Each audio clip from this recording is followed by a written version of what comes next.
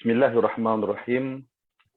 Alhamdulillahirabbil alamin wassalatu wassalamu ala asyrafil anbiya'i wal mursalin wa ala alihi wa sahbihi ajma'in. Allahumma salli salatan kamilah wa sallim salaman tamman ala sayyidina Muhammadin alladhi tanhallu bihi al-uqad wa tanfariju bihi al-kurab wa tuqda bihi al-hawaij wa tunalu bihi al-raghaib wa husnul khawatim wa istasqal ghamamu biwajhil karim wa ala alihi wa sahbihi fi kulli lamhati wa nafasin bi'adadi kulli ma'lumillah. Rabbi syrah li sadri wa yassir li amri wa hlul 'uqdatam min lisani yafqahu qawli. Amma ba'd.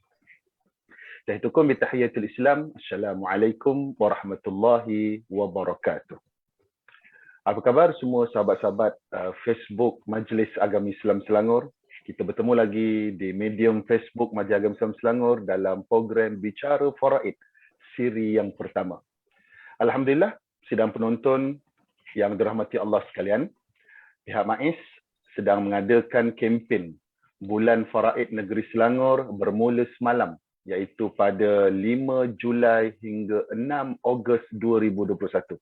Saya ulang semula, bermula 5 Julai hingga 6 Ogos 2021, iaitu selama 1 bulan, pelbagai aktiviti yang telah dirancang bagi menyemarakkan kempen ini. Antaranya program Bicara Pusaka yang berlangsung pada pagi ini merupakan siri yang pertama. Jadi kita akan mengadakan sebanyak 8 siri untuk program Bicara Pusaka ini. Jadi apa yang anda perlu buat? Anda hanya perlu untuk follow Facebook MAIS. Jangan follow je, follow dekat-dekat. Agar kita dapat mengikuti segala program sempena bulan Faraid ini. Ya.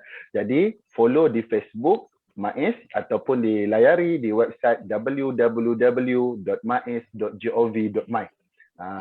Kita akan maklumkan sebarang perkembangan yang terkini.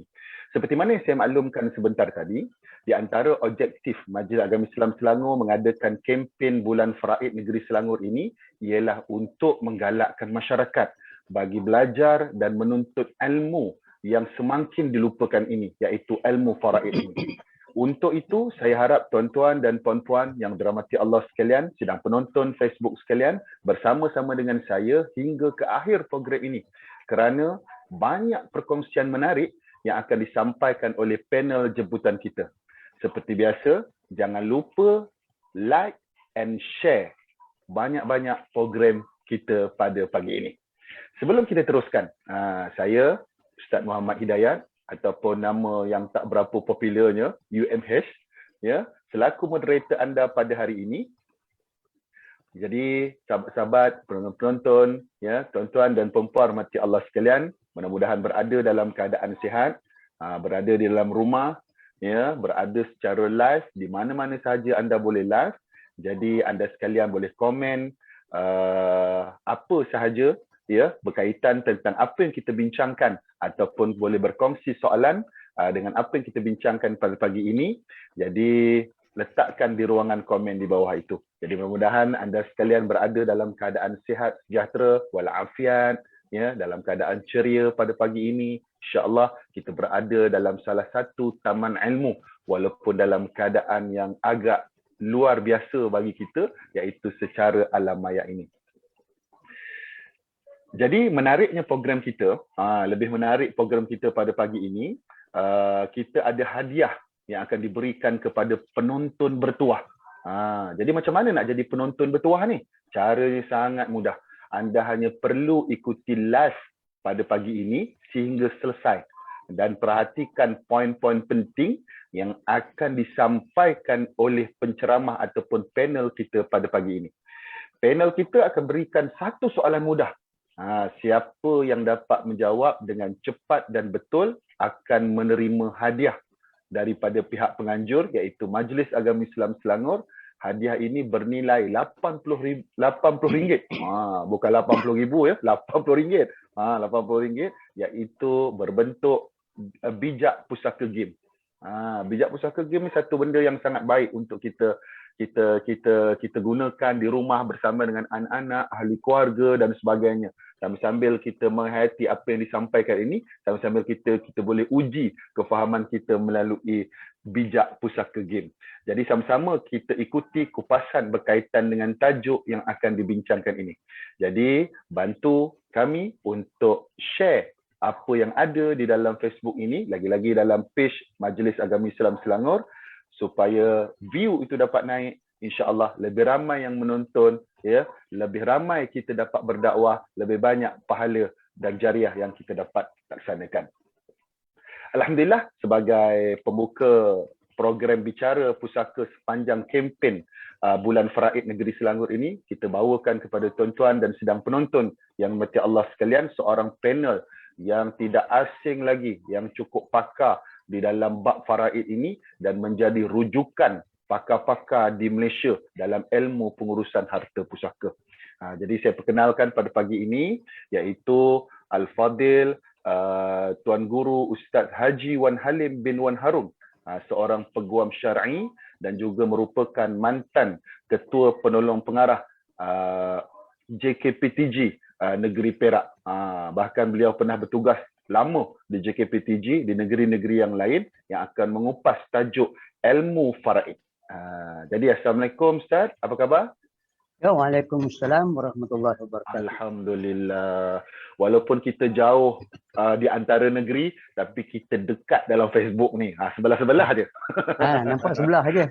Okay. Ustaz Hidayat. Nampak sebelah. Itu ceritanya. Walaupun kita jauh kan, satu di Selangor, satu di Terengganu. InsyaAllah. Ada masa nanti kita boleh jumpa sama-sama. Kita menuntut ilmu, lutut ke lutut insyaAllah. Okay, tak. Mudah-mudahan Ustaz berada dalam keadaan sihat. Jadi baik kepada sahabat-sahabat Facebook sekalian, jika ada soalan boleh terus diajukan di ruang komen. Kami akan cuba melihat soalan-soalan tersebut dan akan kongsikan jawapannya di dalam bicara pada pagi ini. Baik, Ustaz, boleh kita mula Ustaz? Ya, silakan. Okey, Alhamdulillah. Ustaz, boleh tak Ustaz terangkan apakah bezanya? Sebab masyarakat kita ni kadang-kadang saya tak tahu dia keliru ke, dia confuse ke. Ada orang dia memang tak tahu langsung. Ada orang lagi banyak dia dengar, lagi keliru dia. Jadi boleh tak Ustaz terangkan apakah bezanya antara pusaka dan faraid? Silakan Ustaz. Baik, sebelum tu Ustaz Hidayah, kita share screen sikit. Ya. Boleh, insyaAllah.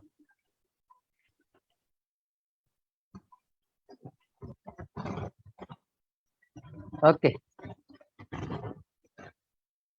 Assalamualaikum warahmatullahi wabarakatuh. Bismillahirrahmanirrahim. Alhamdulillahirabbil alamin. Wa bihi nasta'in. Wassalatu wassalamu ala asyrafil mursalin sayyidina Muhammadin wa ala alihi wa sahbihi ajma'in. Subhanaka la ilma lana illa ma 'allamtana innaka antal alimul hakim. Rabbi shrah li sadri wa yassir li amri wahlul 'uqdatam min lisani yafqahu qawli. Terlebih dahulu saya ucapkan terima kasih banyaklah kepada pihak MAIS yang nampaknya bertungku lumus untuk memperkasakan ilmu faraid di kalangan masyarakat. Jadi sampai wujudnya 1 bulan yang dikhususkan untuk ilmu faraid, bulan faraid. Jadi syabaslah kepada pihak MAIS. Saya mulakan dengan satu password ni. Kalau saya juga, password faraid saya, sabda Rasulullah sallallahu alaihi wasallam, ta'allamul faraida wa 'allimuha fa innaha nisful 'ilmi wa huwa yunsa wa huwa awwalu syai'in yunta'u min ummati. Sebelum saya jawab soalan apa dia ni tuan moderator kita tadi, saya mukadimah dulu sikit. Nabi bersabda kepada sahabatnya Abu Hurairah, "Wahai Abu Hurairah, belajarlah kamu ilmu faraid. Belajarlah kamu ilmu pembahagian harta pusaka." Ilmu faraid ini dinamakan juga sebagai ilmu al-mawarid, ilmu pewarisan harta. Dan dinamakan juga sebagai ilmu at-tariqah, ilmu yang berkaitan dengan harta peninggalan si mati. Hal ni khusus untuk orang Terengganu je ni. Orang Terengganu kata tariqah. Tariqah tu asal daripada tariqah.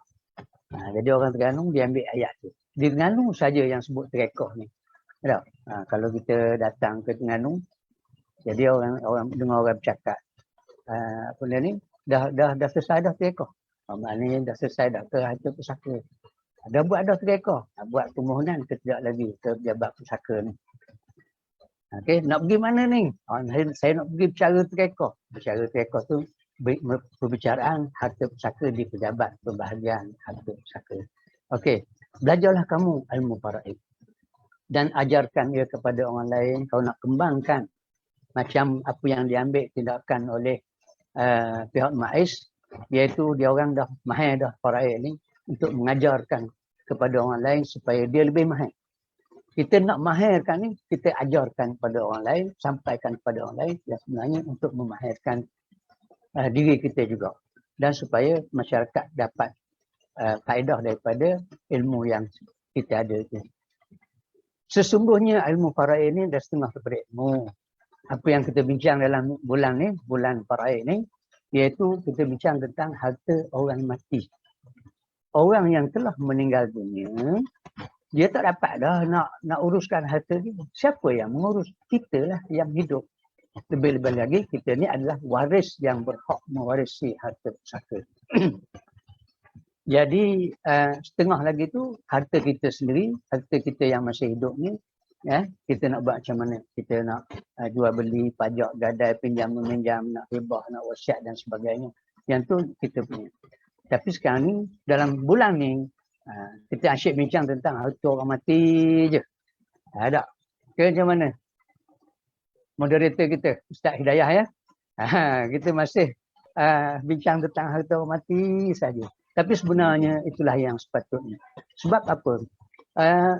Apabila kita sebut tentang harta orang mati ni, banyak perkara yang kita dapat lihat sekarang ni, nampaknya sebahagian daripada harta pusaka itu terbengkalai.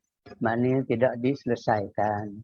Kalau boleh, tuan-tuan dan puan-puan, para penonton, para pendengar yang dirahmati Allah sekalian, yang pada masa saya kerja dulu, kesimpulan yang kita buat dalam kajian kita, 1/6 daripada tuan-tuan tanah yang ada di Semenanjung kita ni adalah orang mati. Maknanya dianggarkan ada 6 juta hak milik. Jadi dianggarkan 1 juta adalah atas nama orang mati. Jadi ini salah satu tanggungjawab MAIS diambil peranan untuk menyedarkan masyarakat kita supaya nama-nama orang mati dalam geram tu ditukar kepada nama orang-orang hidup. Itu yang orang kata harta buku tu. Ya. Saya nak ulas sikit sebelum saya jawab soalan moderator kita. Tuan-tuan dan puan-puan, apabila harta pusaka diselesaikan dengan sebaik yang mungkin, waris-waris akan mendapat manfaat daripada harta yang ditinggalkan. Sebenarnya, secara tidak langsung, tuan-tuan yang selesaikan pusaka itu, bukan saja tuan-tuan dan puan-puan dapat manfaat daripada harta yang ditinggalkan oleh si mati, tetapi sebenarnya tuan-tuan dan puan-puan telah memberi pahala kepada tuan-tuan punya harta. Harta yang ditinggalkan, kita dapat manfaat. Takkan tuan punya tak dapat faedah. Itulah faedah yang dapat kepada tuan-tuan punya harta, iaitu dia dapat pahala. Kerana kita dapat manfaat daripada harta yang ditinggalkan. Jadi malanglah nasib orang tua kita sekiranya harta yang ditinggalkan dibiarkan begitu sahaja. Itu saya nak maklumkan di situ. Dan lebih malang lagi sekiranya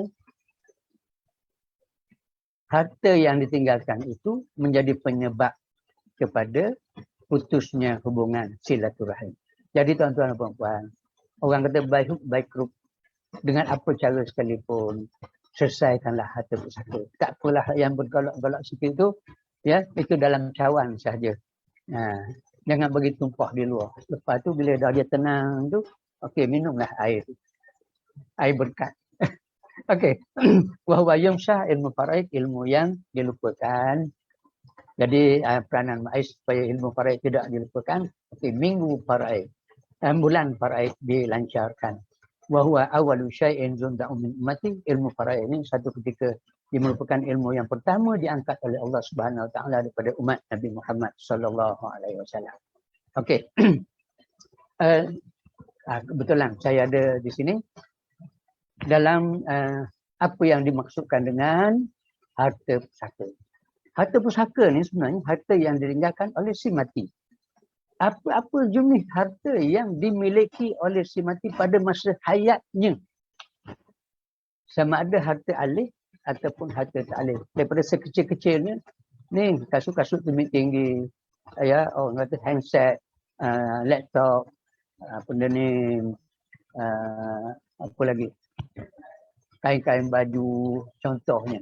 Apatah lagi yang cukup-cukup berharga macam barang-barang kemas, binatang ternakan dan sebagainya. Kemudian harta tak alih, tanah-tanah dan rumah. Sama ada berdaftar ataupun tidak berdaftar. Yang tidak berdaftar ni, contohnya macam duit simpanan. Ada dalam bilik. Dalam bilik tidur si mati. Bawah bantal. Ada 10,000.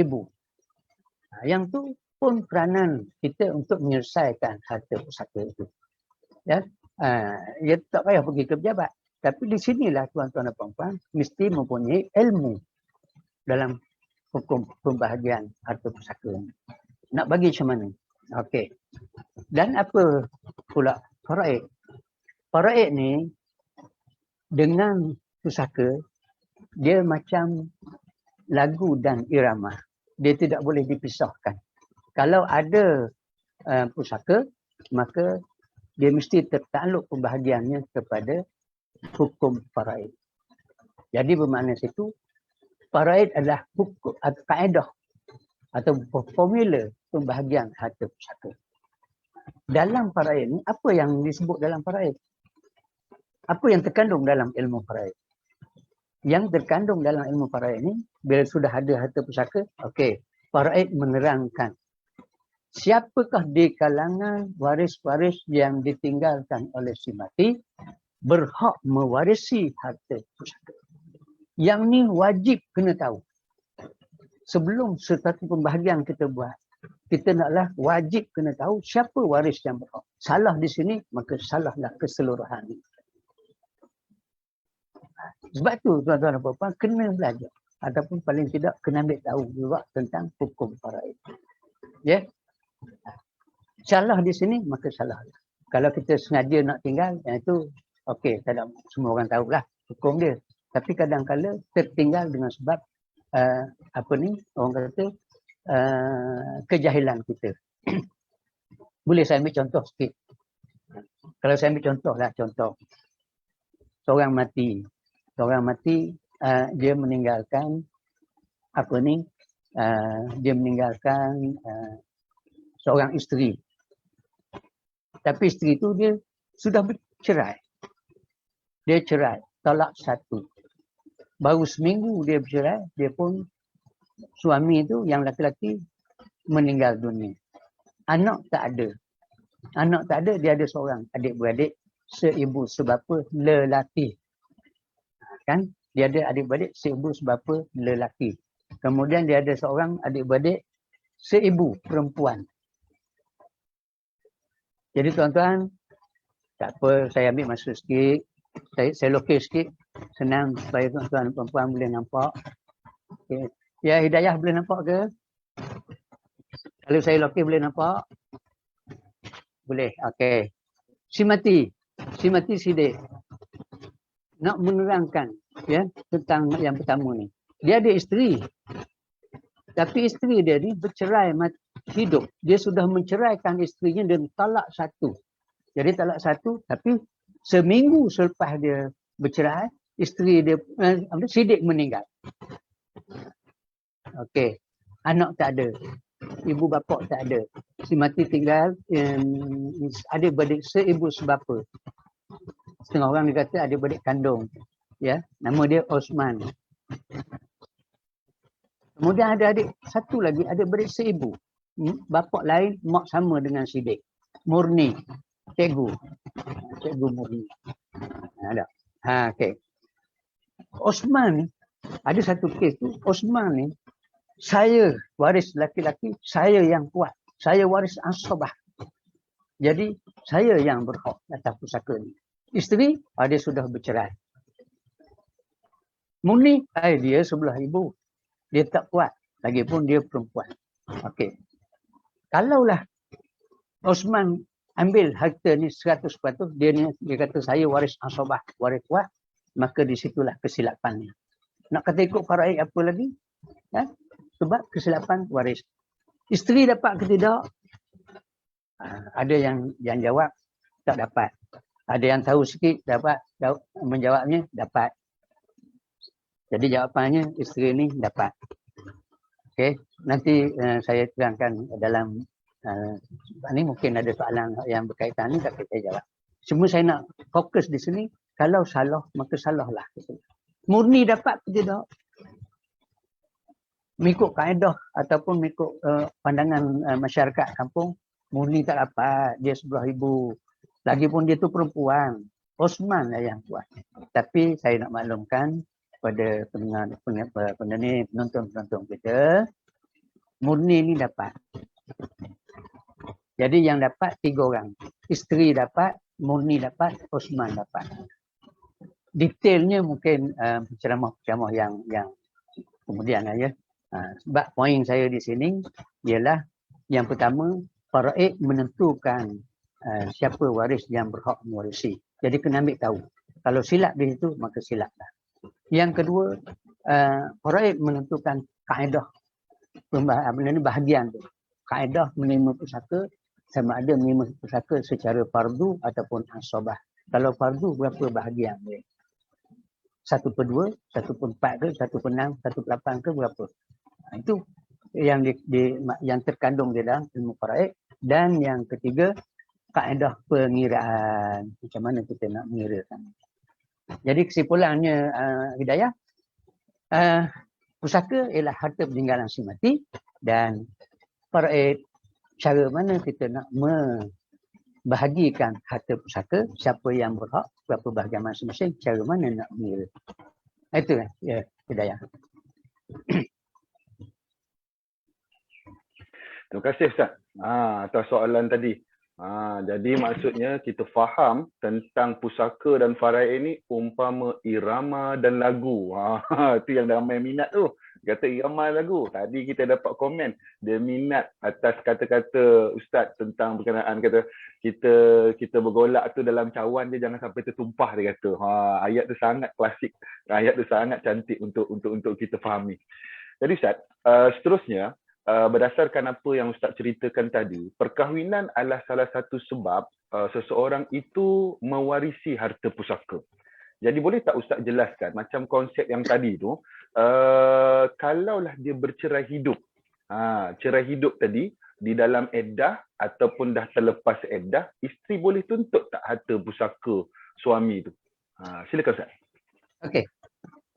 Ada kaitanlah dengan yang cerita tadi ya. Okey. Jadi begini, salah satu sebab mewarisi harta pusaka ialah melalui perkahwinan. Dia ada 2 sebab. Yang pertama perkahwinan, yang kedua keturunan. Jadi kalau melalui perkahwinan ni, suami ataupun isteri, syaratnya mesti satu perkahwinan yang sah mengikut hukum syarak. Kalau tak sah, maknanya bukan suami isteri lah kan, tak boleh mewarisi. Dan mengikut kaedah lah, secara ringkas saya sebut, selesai saja akad nikah. Selesai saja akad nikah. Ni duduk depan tu imam lagi ni. Contoh, saya terimalah akan nikahnya. Ni lama-lama ingat pula lah. Kisah lama ni, kita dulu ya. Saya terimalah akan nikahnya dengan mas kahwin yang tersebut itu. Di Terengganu ringkas saja. Tak payah sebut nama anak perempuan, tak payah sebut jumlah mas kahwin. Dah seronok ni, dah lama dah nak kahwin, baru dapat kahwin seronok, darah pun naik 200. Jatuhlah depan tu imam tu kan. Sah dah kahwinan dia, sah dah, dia dah kabul dah. Dapat tak pusaka? Hukumnya yang bergelar isteri tu dapat pusaka. Suaminya yang baru dapat kabul tadi yang meninggal dunia. Okey. Dan apa ni soalan tadi atau saya jawab sikit lagi bahagian-bahagian ya, bahagian. Kalau seorang tu mati meninggalkan isteri, tak ada anak, maka isteri akan dapat 1/4. Yang penting anak. Ada ke tidak? Kalau anak tak ada, isteri dapat 1/4. Dan sekiranya si mati ada meninggalkan anak, maka isteri akan mendapat 1/8. Saya sebut situ isteri tu. Si mati, suami. Silap saya tadi. Kalau seorang mati, maknanya lelaki yang mati meninggalkan anak, isteri akan mendapat 1/8. Kalau tidak ada anak, 1/4. Yang ni ingat, yang suami ni, ingat ya. Jarang orang ingat hak suami. Banyak orang ingat hak isteri sebab suami mati dulu. Setuju tak Hidayah? Setuju. Suami mati dulu. Jadi dalam ceramah-ceramah saya dekat kepada masyarakat kita lah, jarang, tak ramai yang tahu bahagian suami. Sedangkan dalam surah An-Nisa ayat 12, walakum nisfu ma taraka azwajukum illam yakul lahunna walad. Bagi suami, kamu dapat 1/2 sekiranya isteri kamu yang meninggal itu tidak mempunyai anak. Isteri yang mati itu ada anak atau tidak? Tidak ada anak, suami dapat 1/2. Kalau isteri yang mati itu mempunyai anak, suami akan dapat 1/4. Jadi dia kahwin dengan siapa? Dia kahwin dengan janda, dengan anak dara. Baru kahwin ataupun dah lama kahwin tapi tidak dikurniakan anak, suami dapat 1/2. 20 tahun dah kahwin tak ada anak, dapat 1/2. Tapi kalau kahwin dengan janda, contoh, tapi janda pun tak ada anak, kahwin dengan dia 20 tahun tak ada anak. Bila berlaku kematian, isteri itu meninggal, suami akan dapat 1/2 sebab si mati tidak mempunyai anak, isteri dia yang mati itu. Okey. Jadi saya rasa satu soalan lagi tu tentang perceraian tadi. Baru saya jawab. Dalam perceraian, dalam bercerai hidup, kalau seorang tu dia bercerai hidup, dua-dua hidup lah, termasuk bercerai hidup. Kalau salah seorang mati, dia panggil bercerai mati. Ketika isteri masih dalam iddah, talak raj'i, talak 1, talak 2, maka pasangan masih boleh menuntut pusaka. Jadi kalau orang tu bercerai hidup, tak boleh jawab lagi. Tengok dulu. Dia dalam iddah ataupun lepas iddah, kemudian dia talak ni talak macam mana? Kalau talak 3, itu talak bain dia panggil, memang dah tak dapat. Hari ni bercerai talak 3, besok talak mati tak dapat pusaka. Tapi kalau bercerai talak 1, tunggu iddah dulu. Kalau iddah dia benda ni masih dalam iddah 3 kali suci yang dalam keadaan biasa, maka pasangan boleh mendapat pusaka. Maksud saya pasangan, kalau yang mati itu lelaki, bekas isteri tadi boleh menuntut. Kalau yang mati itu pula isteri yang diceraikan, suami yang menceraikannya itu boleh menuntut pusaka. Itu jawapan dia. Itu Hidayah. Okey, terima kasih Ustaz. Sebab masyarakat kita ni duk keliru. Bila dah jadi bekas ni tak boleh buat apa-apa katanya. Kesian dia orang ni. Sedangkan dia orang boleh Hidayah, dapat. minta maaf Hidayah. Kadang-kadang dalam masa bercara pusaka, saya tanya isteri, puan ni bercerai hidup ke bercerai mati? Tak, saya tak bercerai. Itu satu hal juga. Saya kata kalau tak boleh kahwin lain lah. Dia kalau tak bercerai ni maksudnya kalau mati ni dia ada 2. Satu bercerai ada 2, satu bercerai hidup, dua-dua hidup. Kalau salah seorang daripada pasangan tu meninggal dunia, dia panggil bercerai mati. Okey. Ya, baik. Itulah ceritanya. Jadi alhamdulillah pagi ni kita dah dapat sedikit pencerahan. Jadi kita nak cerahkan lagi tentang tajuk kita ni. Tadi salah satu daripada perwarisan atas sebab perkahwinan. Maksudnya melibatkan antara suami dan isteri. Tadi Ustaz ada sebut salah satu lagi perwarisan atas sebab keturunan. Boleh tak Ustaz jelaskan dalam masa yang ringkas ini berkaitan tentang kalangan waris-waris yang layak menerima harta pusaka atas sebab kematian kerana sebab keturunan tadi. Silakan Ustaz. Okey. Jadi kaitan ya sebab mewarisi pusaka ni, yang pertama perkahwinan, yang kedua keturunan. Jadi keturunan yang dimaksudkan dengan keturunan ialah keturunan hakiki. Orang kata darah daging kepada si mati. Keturunan hakiki ni kalau anak kandung lah. Maka bila kita sebut gitu, dia terkeluarlah anak angkat. Anak angkat tidak berhak mewarisi harta pusaka. Selain pada anak angkat, anak tiri. Anak tiri bukan keturunan hakiki kepada semati, bukan darah daging semati. Jadi dia anak tiri saja, anak isteri dia ke ataupun anak suami dia dengan orang lain. Anak susuan. Anak susuan tu bukan darah daging. Dia cuma susu je. Betul tak? Dia cuma susu je, dia bukan darah daging. Ya, jadi anak susuan walaupun dari segi pergaulan harian dengan ibu susuan dia ataupun keluarga susuan, dia dari segi orang kata hari sembahyang tak batal, dari segi aurat sama macam aurat sendiri, aurat anak sendiri, tetapi dari segi harta pusaka tidak mewarisi. Okey. Dan begitu juga kalau keturunan ke atas, keturunan ibu bapa. Ibu bapa kandung sahaja yang berhak mewarisi harta pusaka. Jadi kalau ibu bapa angkat, ibu bapa tiri, yang tu tak dapat. Ibu bapa susuan tidak dapat mewarisi harta pusaka. Jadi saya ambil yang saya ringkas saja benda ni Ustaz Hidayah. Ya, sebab kita bagi peluang dekat penceramah yang akan datang. Banyak lagi tu nak bincang tentang siapa yang berhak secara detail lah. Saya ambil secara umum je dulu ya. Sebab hari ni kita ambil umum je dulu untuk menggambarkan kepada penonton-penonton kita ni apa itu faraid ni. Okey. Okey, terima kasih Ustaz.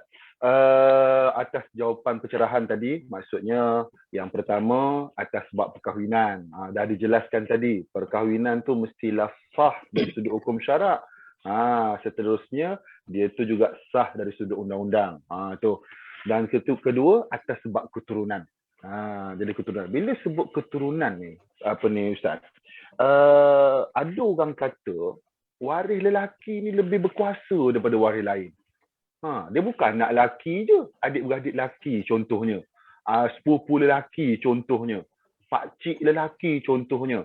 Bila pakcik tu datang, kau tak boleh usik-usik lah harta ni. Ni apa ni urusan orang tua katanya. Jadi macam mana nak menjawab soalan tu? Lelaki tu segala jenis level tu memang betul-betul berkuasa atas pusaka ke ataupun bagaimana Ustaz? Silakan. Okey. Yang ni orang kata apa, persepsi umum daripada dalam masyarakat kita ni, bila sebut je pusaka, mestilah lelaki kuat, yang perempuan tak kuat. Adakah betul persepsi ini? Okay.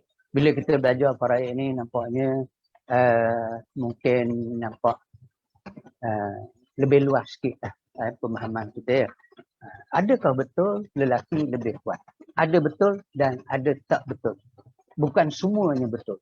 Yang nampak sangat betulnya iaitu dalam bahagian dalam pembahagian di kalangan anak-anak. Anak lelaki dan anak perempuan. Bila sebut dalam anak lelaki dan anak perempuan, yang perempuan pun akan mengalah. Orang kan kata muyuklah sikit. Sebab apa? Dapat sikit. Yang lelaki action lah sikit. Yang ni memang telah ditentukan di dalam Al-Quran. Firman Allah Subhanahu Wa Taala, yusikumullahu fi auladikum lidzakari mithlu hazzil unthayain. Allah telah tentukan bahagian anak-anak kamu, lelaki 2 bahagian dan perempuan 1 bahagian. Yang ni betul. Ini dipanggil dalam kaedah, kalau kita belajar mendalami sikit ilmu faraid, dia panggil kaedah as-sabah bil ghairi. Iaitu lelaki 2 bahagian, perempuan 1 bahagian. Kalau lelaki dapat RM2, perempuan dapat RM1. Itu nampak sikit je kan. Tapi kalau lelaki dapat RM100,000, yang perempuan akan dapat RM50,000. Kan baru nampak, oh betul lah yang perempuan dapat sikit je. Okey. Yang mendapat bahagian banyak ni, ada 4 kumpulan. As-sabah bil ghairi, iaitu yang pertama anak lelaki, anak perempuan. Kemudian kalau cucu lelaki dan cucu perempuan, kalau dia berhak dalam kes dia berhak mewarisi atau pusaka cucu lelaki sekali ganda, cucu perempuan bagi 2-1. Kemudian kalau tak ada tu pergi kepada adik-beradik. Adik-beradik seibu sebapa, lelaki 2 bahagian, perempuan 1 bahagian. Dan kalau adik-beradik seibu sama level. Seibu dengan seibu, adik-beradik sebapa. Seibu sebapa lelaki dengan seibu sebapa perempuan 2-1. Kalau sebapa lelaki dengan sebapa perempuan, lelaki 2 bahagian, perempuan 1 bahagian. Kecuali adik-beradik seibu. Adik-beradik seibu, bahagian dia sama banyak. Lelaki dan perempuan. Okey. Tapi yang penting kita nak tengok di sini, betul ke yang lelaki itu kuat? Yang kedua, kalau kita bincang tentang asabah. Tadi kita bincang tentang kalau dalam kaedah asabah bil ghairi. Kadang ni kalau waris asabah sendiri, asabah bin nafsi. Yang ni betul lelaki kuat. Kalau sampai ke peringkat anak saudara, yang tu laki-laki saja yang berhak mewarisi pusaka. Wanita tidak berhak. Bukan dapat sikit, tidak berhak. Lelaki yang berhak. Anak saudara lelaki daripada adik lelaki. Anak saudara perempuan tak dapat. Walaupun daripada mana sekalipun, sebut dia anak saudara perempuan, tidak berhak.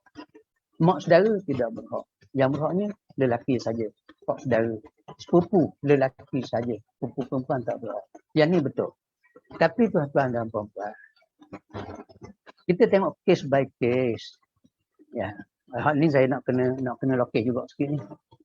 Kita tengok sini. Okey.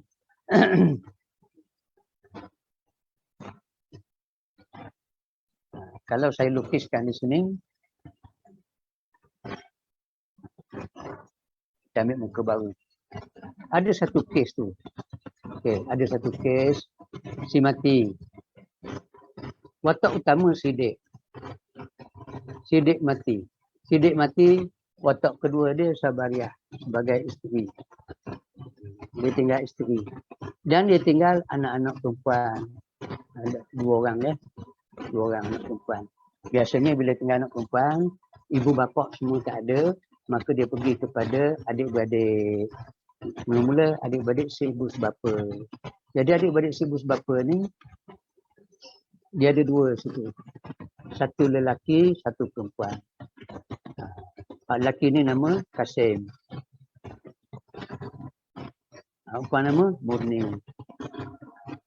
Biasalah tu ya. Okey. Dalam kes ni, siapa yang lebih berkuasa? Siapa yang lebih kuat? Kasim. Kasim kata saya seorang je lelaki-lelaki. Kasim kata saya seorang je lelaki. Jadi dalam kes ni, oleh kerana Kasim seorang lelaki, adakah Kasim tu kuat? Kita tak boleh nak kata kuat ataupun tidak kuat. Kena tengok bahagian masing-masing dalam masa pembahagian tu.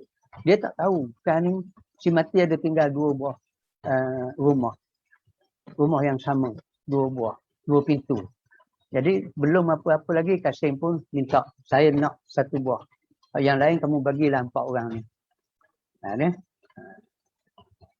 Jadi sekarang ni setiap lelaki dalam masa pembahagian dia kena ambil tahu bahagian dia. Sabariah dapat berapa? 1/8 kepala mayat orang Terengganu kata tau. Anak perempuan bahagian dia fardu 2/3 lebih pada seorang. Yang lebih tu asabah dapat berkasim dengan Murni. Ada kes tu Kasim kata tak, Murni tak dapat, dia perempuan. Dapat ke pak saudara je. Pak saudara. Dia kaitkan dengan anak ni. Pak saudara je dapat. Jadi salah. Yang dapatnya adik-beradik lelaki dan adik-beradik perempuan yang saya sebut tadi, lelaki 2 bahagian, perempuan 1 bahagian. Tapi dalam kes ini, dua orang ni Kasim dengan Murni akan dapat berapa? 8 kali 3, 24. Sabariah dapat 3/24. Anak perempuan 2 orang, 8 kali 2, 16. 16/24. Bila kita campur 19/24, Kasim dengan Murni dapat 5/24. Sikit je dapat. Sikit je dapat. Jadi kena tiap-tiap kali kes kena ambil tahu dulu bahagian masing-masing. Nak kata kuat ke Kasim tu? Dalam kes ni tak kuat lah sebab dia dapat sikit. Dia tak boleh dia nak kontrol harta tu. Okey. Ini nasib pun. Nasib lah kata orang lelaki ni kuat. Satu lagi saya ambil contoh.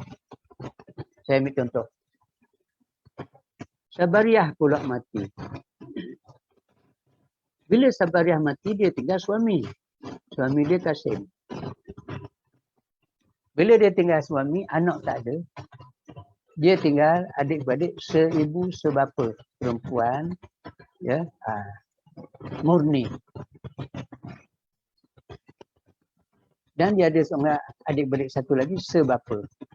Jadi tuan-tuan dan puan-puan, penonton-penonton sekalian, dalam ilmu faraid, bila sebut adik-beradik, jangan lupa sebut status dia, seibu sebapa ataupun seibu.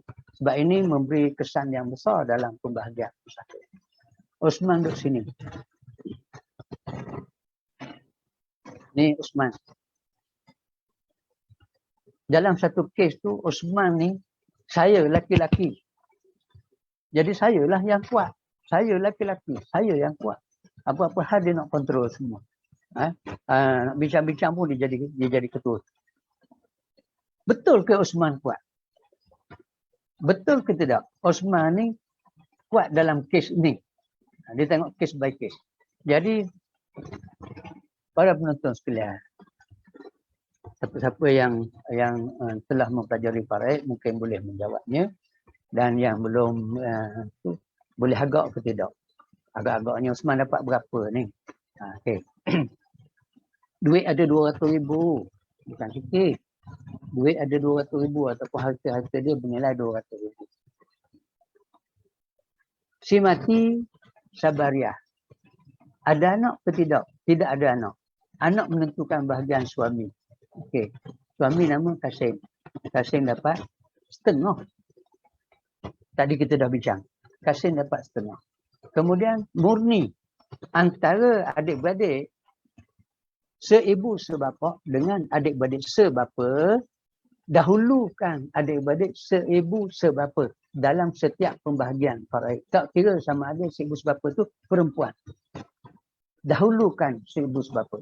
Jadi seibu sebapa dia mendapat fardu. Kalau dia seorang, dia dapat berapa? Menggantikan anak perempuan. Berapa? 1/2. Dah Osman dapat tidak? Dapat. Tak mahal Asobah. Sebab apa saya kata dapat? Sebab dia tidak terdinding. Tapi kalau kita tengok, Kasim dapat 100,000, Murni dapat 100,000. Berapa Osman dapat? Kosong. Betul ke orang lelaki kuat? Tengok case by case tuan-tuan dan puan-puan. Sebagai lelaki yang mewarisi harta pusaka, ya. Jadi kena tengok dulu sama ada kita ni betul ke kuat ataupun tidak. Saya rasa sebab saya terang ni secara umum, saya tidak memberi apa ni orang kata detailnya.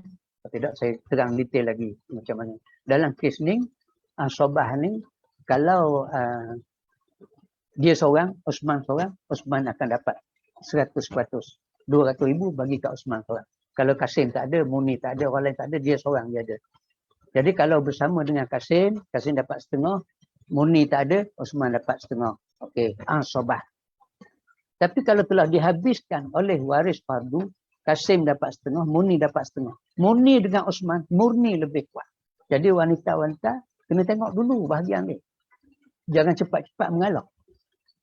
Ada, saya perempuan, dia dapat sikit. Beberapa kes yang datang depan saya pun macam tu lah. Ya. Tapi bila sebut kamu dapat yang ni, kejut je. Okey, jadi itulah jawapan saya, Ustaz Hidayah. Alhamdulillah, Alhamdulillah. Jadi kita faham sekarang ni, kuat tu kuat kat mana? Kuat kat suara macam saya ni ke? Kuat kat badan ke? Tubuh ke? Rupanya dari sudut pembahagian pun dapat menentukan. Tengok keadaan waris yang ditinggalkan oleh si mati. Adakah dia ada anak? ataupun tidak ada anak, atau berkongsi adik-beradik, si ibu sebapa, ataupun si ibu sebapa, ataupun sebapa. Jadi kalau saya panjang lagi kan, takut penonton-penonton kita makin keliru ni. Jadi kita pergi pada soalan yang seterusnya, Ustaz.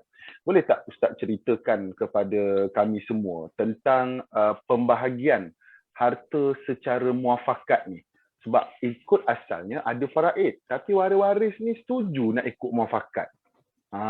Berdosa ke tak berdosa kalau ikut muafakat tu? Kita tak nak ikut faraid tu. Ataupun kita nak bagi secara sama rata, tak nak ikut faraid tu. Berdosa ke tak berdosa? Silakan Ustaz. Okey. Apabila berlaku dia kematian, asal pembahagian adalah mengikut hukum faraid. Jadi orang kata kena ikut faraid, ya, betul. Wajib ikut faraid. Jadi payah kita nak muafakat macam mana? Dia pun bincang macam tu. Dia kata gitu. Sebenarnya kalau kita buat pembahagian harta pusaka tanpa mengambil kira hukum faraid, ini yang menyebabkan kadang-kadang timbul masalah tidak puas hati kemudian hari. Dia tidak puas hati kemudian hari. Sebab dia tak tahu. Kemudian baru dia tahu hak dia ikut faraid. Dia tak boleh lah. Asal pun ikut faraid. Dan pembahagian dia tidak menghalang seseorang itu daripada muafakat. Okey. Saya ambil satu contoh yang berlaku.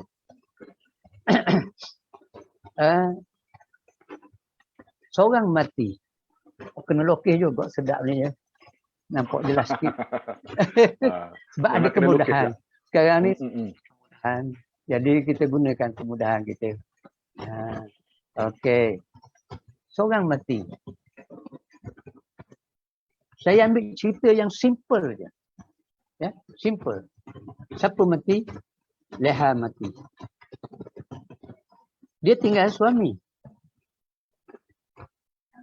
Suami dia Yusuf. Pak Soh panggilan Pak Soh. Okey, Yusuf. Dan Leha ni makan daging. 7 anak laki-laki semua. Orang kata betul tak betul, Allah alam lah. Kalau makan daging banyak, dapat anak lelaki. Kalau nak anak perempuan, makan sayur. Lepas saya ceramah dekat satu masjid tu, tiba-tiba datanglah seorang perempuan. Ustaz, betul ke nak anak lelaki makan daging, Ustaz? Sebab apa? Saya anak perempuan semua, Ustaz. Minta maaf lah, saya melawak je. Saya melawak je, tak boleh mengantuk masa saya sekarang tu, janganlah mengantuk. Jadi bila dengar gitu, cerah mata masing-masing kan. Okey. Leha ni dia ada duit 20,000. Duit pusaka. 3 bulan sudah Leha meninggal dunia, maka Yusuf tak bagi lagi. Anak-anak pun duk orang kata meeting sama sendiri, ya, tanya macam mana. Okey, bagi kuasa kepada anak sulung dia. Mak pergilah bincang dengan ayah tu. Bila ayah nak bagi ni, pusaka ni tanya, minta ayah bagilah. Kita nak rasa juga duit mak. Jadi mak pun pergi jumpa ayah. Satu malam tu mak pergi jumpa ayah. 3 bulan dah mak meninggal ni. Jadi bila ayah nak bagi duit mak tu ada 20,000 tu. Oh, ayah pun nak bagi juga, tapi ayah tak tahu nak bagi macam mana. Mak kata, beginilah ayah. Kita ni ataupun anak ayah ni 7 orang, laki-laki semua. Ayah pun laki-laki juga. Macam mana ayah kita bagi sama banyak 8 orang? Jadi ayah dia pun bersetuju. Bila ayah dia bersetuju, berbagi muafakat 8 orang sama banyak. Jadi ayah dia akan dapat 20,000 bahagi dengan 8, 2,500. Okey. Selepas 3 bulan pembahagian, Yusuf ni dia selalu juga pergi ke masjid. Satu hari dia pergi ke masjid, ustaz mengajar ilmu faraid. Apabila seorang meninggal dunia, maka seorang meninggal dunia meninggalkan suami dan anak-anak, maka suami dapat berapa? 1/4. dia pun simpan dalam kepala dia 1/4. Balik ke rumah, dia pun kira 20,000 bagi dengan 4, 5,000. Okey. Jadi dia kata bagi dulu dapat 2,500. Sekarang ni bagi patut saya dapat 5,000. Jadi dia pun panggil mak. Mak, mari sekejap. Ni ayah nak cakap sikit. Ayah bawa balik daripada masjid. Jadi bila ayah balik daripada masjid, ayah nak apa ni? Ayah dengar ustaz berceramah. Kalau seorang mati meninggalkan suami dan anak-anak, suami dapat 1/4. Ayah dah kira dah ni, ayah dapat 5,000. Jadi dulu masa bagi ayah dapat 2,500. Mak katakan dulu ayah setuju bagi sama banyak. Muafakat. Dulu ayah belum tahu lagi ayah dapat bahagian 1/4. Ayah belum tak tahu yang ayah ni patut dapat 5,000. Sekarang ni ayah tahu. Jadi ayah nak 5,000 lah. Jadi tuan-tuan dan puan-puan, saya nak menjawab pada soalan tadi. Boleh ke tidak bagi ikut faraid? Tak boleh bagi ikut muafakat. Jadi kesimpulan daripada sini, kalau nak muafakat berdasarkan pada hukum faraid, kena ambil tahu ikut faraid dulu. Wajib tahu dulu. Setelah itu, bila kita tahu bahagian kita, okey, Yusuf, ada ikut faraid dia dapat 5,000. Anak-anak minta bagi sama banyak. Dia kira-kira dia dapat 2,500. Maknanya, okey, setuju. 2,500 lagi tu, saya hibahkan kepada anak-anak saya. Pahala dapat kepada ayah. Sekarang ni, kalau dia tak tahu yang dia tu dapat 5,000, hukum dia macam mana? Bahkan boleh menjadi perbalahan antara ayah dengan anak. Adik-beradik apatah lagi. Ini saya ambil contoh ayah dengan anak. Jadi mak ni katakan dulu ayah setuju dah. Kalau mak tu berkerah dan semua anak-anak berkerah, akan bergaduh dengan ayah. Tapi anak-anak dia hormat kepada ayah, dia bincang-bincang sama dia. Okey, kumpul duit masing-masing pula, bagilah kepada ayah 5,000 balik. Jadi kesimpulannya tuan-tuan dan puan-puan, nak bagi ikut muafakat, ikut cara apa sekalipun, nak melepaskan hak kita, ambil tahulah bahagian kita masing-masing. Dan kalau nak bagi sama banyak, saya ambil masa sikit lagi, boleh kot. Saya ambil masa sikit lagi, kita ada sekarang ni, dekat dah. Sedang kedok ni. Sebab saya, hak ni penting. Ya, saya nak memahamkan kepada tuan-tuan dan puan-puan. Saya bergaya pusaka lama. Jadi dalam bergaya pusaka ni, yang selalu pembahagian muafakat banyak juga yang nak bagi sama banyak. Apa hukum bagi sama banyak? Dosa ke tidak? Itu soalan tadi. Dosa ke tidak? Jadi tuan-tuan dan puan-puan, yang datang jumpa saya, masa saya bagi pusaka, saya tanya, cik nak bagi macam mana? Seorang tu dia jawab, kita tak nak hukum, kita nak bagi sama banyak. Kita tak nak hukum, itu ayat dia. Makna di situ seolah-olah apa yang, kalaulah dia kata dia menolak hukum, mana bagi dia, bagi sama adalah lebih baik berdosa. Nak bagi sama banyak jalan, tapi hukumnya berdosa sebab dia menganggap, dia tak nak, lupakanlah faraid ni, dia kata, gitu. Kita tak nak ambil ilmu faraid ni. Kita nak bagi ikut cara kita je. Bagi sama banyak. Okay. Yang kedua, saya laju sikit. Kalau tidak saya ulas panjang lagi.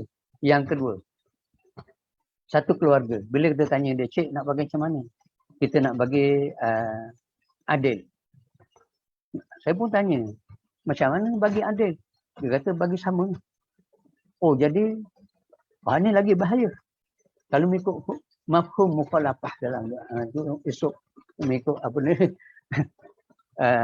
pahaman kita sebaliknya, yang Tuhan buat itu tak adil. Jadi kalaulah begitu pandangan mereka pun berdosa. Maka hal yang Tuhan buat itu dikatakan tidak adil, yang bagi sama itu adil. Tak baik. Satu keluarga lagi bila saya tanya nak bagi macam mana, dia kata kita nak bagi sama banyak. Sebab apa nak bagi sama banyak? Sebab adik-beradik kami semua. Jadi kami pun reda lah bagi sama banyak. Dalam kes ni harus pahalanya tak ada. Ya, pahala tak ada. Yang laki-laki dapat kurang daripada sepatutnya, tetapi pahala dia tidak ada. Dan satu kes lagi yang akhir, bila tanya dia nak bagi macam mana, dia faham. Dia kata saya sepatutnya yang laki-laki ni dapat 2 bahagian. Kami tahu. Ya, kalau perempuan dapat 5,000, kami dapat 10,000. Tapi kami telah berbincang dan bersetuju untuk buat pembahagian sama banyak. Apa mana bahagian sama banyak? Bermakna sebahagian daripada hak kami ini beri pada yang perempuan. Jadi saya jelas sikit lagi. Contohnya 2 orang anak, lelaki dan perempuan, duit ada 15,000. Contoh secara mudah. Ikut faraid, lelaki dapat 10,000, perempuan dapat 5,000. Kalau bagi sama banyak, lelaki dapat 7,500, perempuan dapat 7,500. Maka kalau lelaki ni faham bahawa dia akan dapat 7,500, 2,500 lagi adalah hak dia tapi diberikan pada si perempuan, maka itulah pahala yang dapat kepada kaum laki-laki. Kalau lelaki dapat faham macam tu, dia dapat 7,500, dia dapat pahala hibah kepada adik-adik perempuan, dan dia dapat satu lagi pahala silaturahim. Tuhan bagi 2 pahala di situ. Jadi maknanya hukum bagi mengikut muafakat, ikut cara lain lagi, kalau kita dapat faraid berapa, kita bagi-bagi tanah, hak bahagian kita, lepas tu dapat 50,000, kita dapat 40,000. Kita reda ke tidak? Kalau kita reda, maka itulah pahala yang kita dapat. Bukan dosa. Tapi kalau kita tak ambil kira faraid, maka mungkin timbul kemudian hari, dalam hati kita, oh aku dapat hak yang tak elok, dapat sikit je.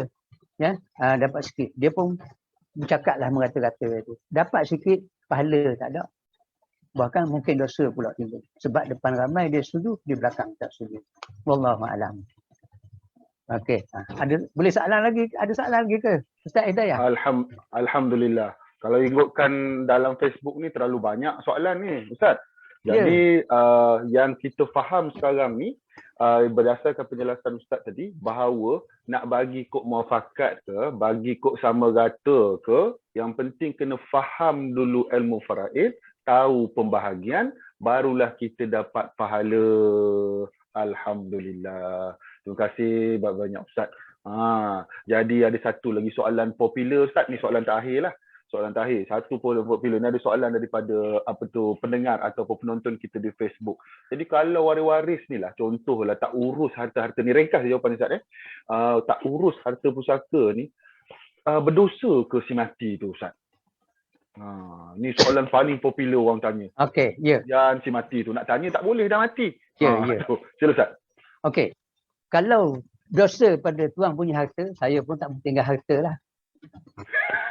Dan kalau saya tinggal harta, anak-anak saya bergaduh, buat apa saya tinggal harta? Yang ni satu pemikiran negatif.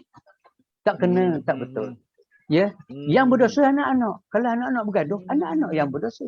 Kalau tidak bergaduh tapi tidak menyelesaikan pusaka, anak-anak rugi kerana tidak dapat manfaat kepada diri dia sendiri, dan juga rugi dia tidak dapat membantu ibu bapa dia mendapat pahala.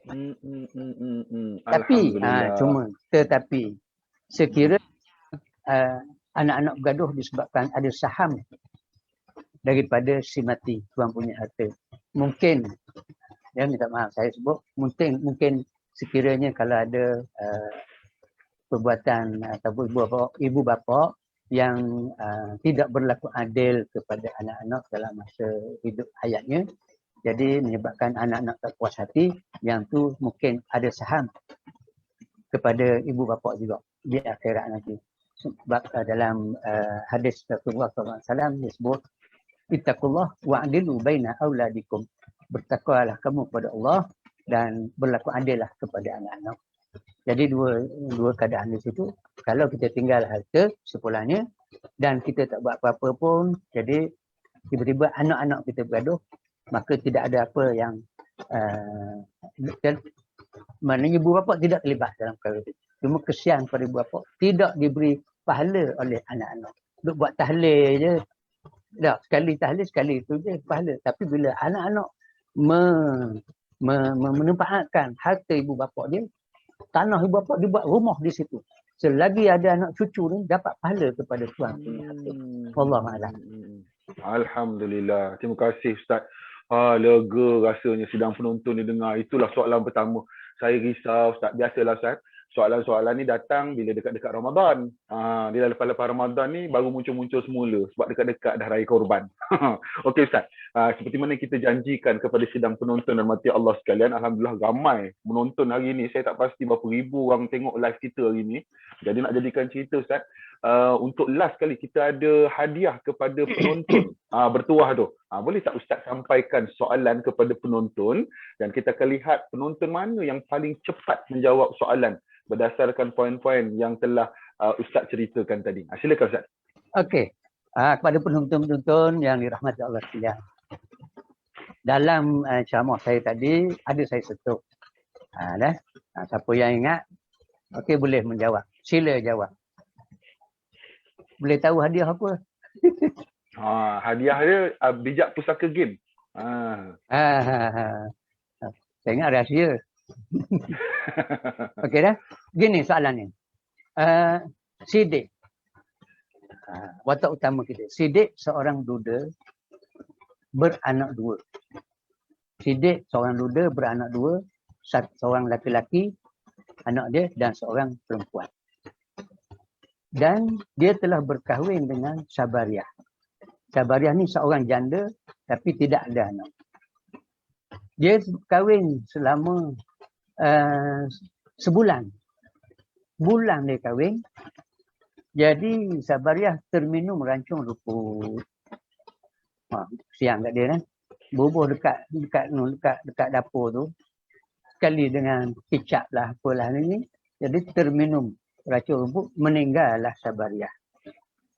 Soalannya, mengikut hukum faraid, harta Sabariah tu dapat kepada Sidik berapa bahagian? Sila faham soalan? Sidik duda ada anak, tapi kahwin dengan Sabariah tak ada anak. Dia kahwin anak lah kan. Kemudian Sabariah mati. Berapa dapat bahagian Sidik?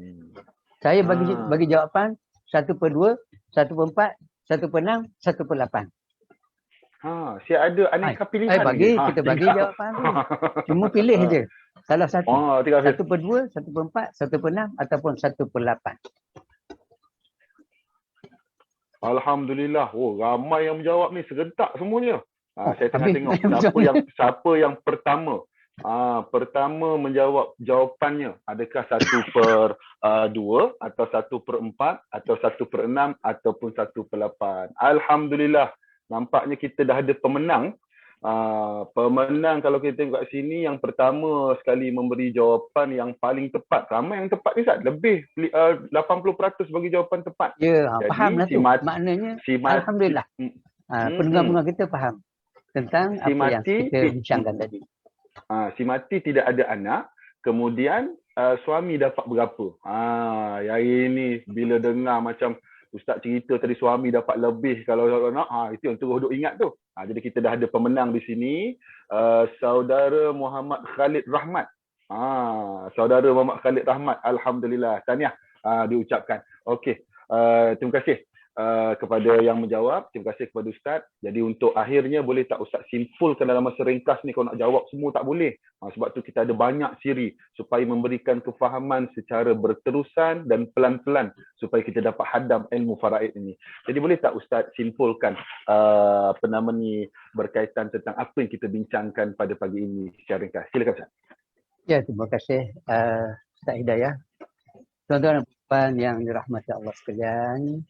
Ya, sekarang ni salah satu daripada permasalahan yang kita dapat dalam masyarakat kita ni, ya, kebanyakan orang kita ni ada harta, tapi sebahagian pula boleh katakan 1/6 daripada kalangan kita mempunyai harta-harta pusaka yang tidak diselesaikan. Sama ada harta yang baru meninggal ataupun yang lama. Bahkan yang datang ke pejabat saya ni kadang-kadang tahun 60-an mati, tahun 50-an mati, dan yang baru ni pula tahun 40-an mati baru nak buat pusaka. Tapi tak apa, InsyaAllah boleh diselesaikan. Sampai yang baru ni ada 24 kematian. Orang kata 24 lapis kan. Saya kalau dengan saya lah, minta maaf lah ya. Bukan nak elang ni, nak beritahu. Benda ni kalau kita faham faraid, benda tu tidak susah. Saya bawa kes ke Mahkamah Syariah, kalau 24 lapis, biasanya kalau tak lengkap saya tak bawa. Bila lengkap saya pergi sekali je. Kita pergi sekali je, waris ada 60 orang. Kita bagi sekali dengan lengkap dengan pengiraan, okey sekali. Jadi tuan-tuan dan puan-puan, tidak ada kes yang tidak boleh diselesaikan. Cuma nak selesaikan, jadilah kita orang-orang yang bertakwa kepada Allah Subhanahu Wa Taala. Ada tolak ansur, kita mengalah sikit pun tak apa. Adik-beradik kita bukan orang lain. Dan kalau kita berniat untuk menyelesaikan harta pusaka, insya-Allah kalau kita dapat kurang daripada di sini, kemungkinan Tuhan gantikan ikut lain. Jadi kita sama-sama berdoa, mudah-mudahan kita dapat selesaikan harta pusaka dengan sebaik yang mungkin. Wallahu a'lam. Alhamdulillah. Terima kasih banyak-banyak kepada Tuan Guru yang kita sayangi. Seluruh Malaysia kenal Tuan Guru kita ni. Cuma Maiz bertuah dapat bersama dengan Tuan Guru dalam Facebook Maiz secara live pagi ini atas perkongsian yang cukup bermanfaat. Ini baru asas je tuan-tuan dan puan-puan Allah sekalian. Kita belum pergi dalam-dalam lagi. Jadi kepada tuan-tuan dan puan rahmati Allah sekalian, untuk pergi dengan lebih jauh faham tentang soalan-soalan yang diberikan itu, kalau kita tengok soalan-soalan pada komen-komen Facebook tadi, banyak soalan-soalan itu pasti akan dijawab di dalam siri-siri bulan faraid kita ini.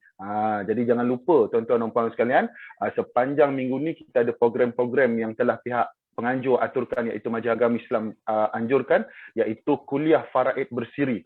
Malam tadi kita dah siri pertama dah. Malam ni kita ada siri yang kedua bersama dengan Al-Fadil Ustaz Fazil. Dengan Ustaz Fazil ya. Kalau siapa-siapa yang terlepas nak tengok, boleh buka balik page Majlis Agama Islam Selangor, boleh tengok video ulangan. Video ulangan malam tadi, lepas tu tengok video pada malam ni. InsyaAllah live siri kedua kuliah faraid kita bermula jam 9.15 malam ini di Facebook Live Maiz. Jadi 19.15 tu semua dah habis sembahyang dah. Tak kisahlah sembahyang sunat ke sembahyang syak ke apa ke, dah habis dah. Jadi kita boleh sama-sama tunggu pukul 9 tuan-tuan, janji dengan saya on dah terus Facebook Live tu. Buat tunggu Tuan Guru kita tu mengaji. Lepas tu kita ada juga program Cerlik Pewarisan dan Baitul Mal siri ke-6 di Radio IKIM dan Facebook Live IKIM bermula jam 9.30 pagi hingga 10 pagi esok. Setengah jam je. Jadi kalau terlewat tu terlepas lah. Tapi tak apa. Dalam Facebook tu dia ada. Boleh tengok balik semula. Dan hari Khamis pula kita ada wancana faraid online. Terbuka kepada semua secara live melalui Facebook Maiz. Yang ini special sikit. Sebab kita buat protokol sikit, iaitu adanya sijil penyertaan kepada yang hadir bermula pada jam 9 pagi hingga 1 petang. Jadi kepada warga-warga kerja, terutama sekali badan berkanun, badan kerajaan dan sebagainya, kalau nak menyertai perkara ini sebab ada sijil, jadi hari Khamis ni boleh buka, boleh tonton wancana faraid online. InsyaAllah secara live lah di Facebook Maiz. Dan seterusnya yang akan menampilkan 2 orang panel yang berpengalaman dalam bidang faraid. Jadi boleh tengok Facebook Maiz tu, kita ada panel-panel yang kita jemput siapa akan bicara besok, lusa dan sebagainya. Dan seterusnya ada sambungan pula kuliah faraid siri ketiga. Pada hari esoknya pula, hari Jumaat, ada siri ketiga pula. Kuliah faraid bersiri ni insya-Allah bermula jam 9.15 malam. Dan pelbagai lagi aktiviti-aktiviti menarik sepanjang kempen berlangsung. Dan kepada pemenang, anda akan dihubungi oleh pihak penganjur tentang hadiah anda. Dan kepada yang tidak menang, tidak berjaya, jangan putus asa. Masih lagi ada peluang untuk menang. Kita siri ni banyak. Siri ni banyak. InsyaAllah terus follow Facebook dan IG Maiz. Sebar-sebarkan, bukan saja like, bak kata orang perak, like and share.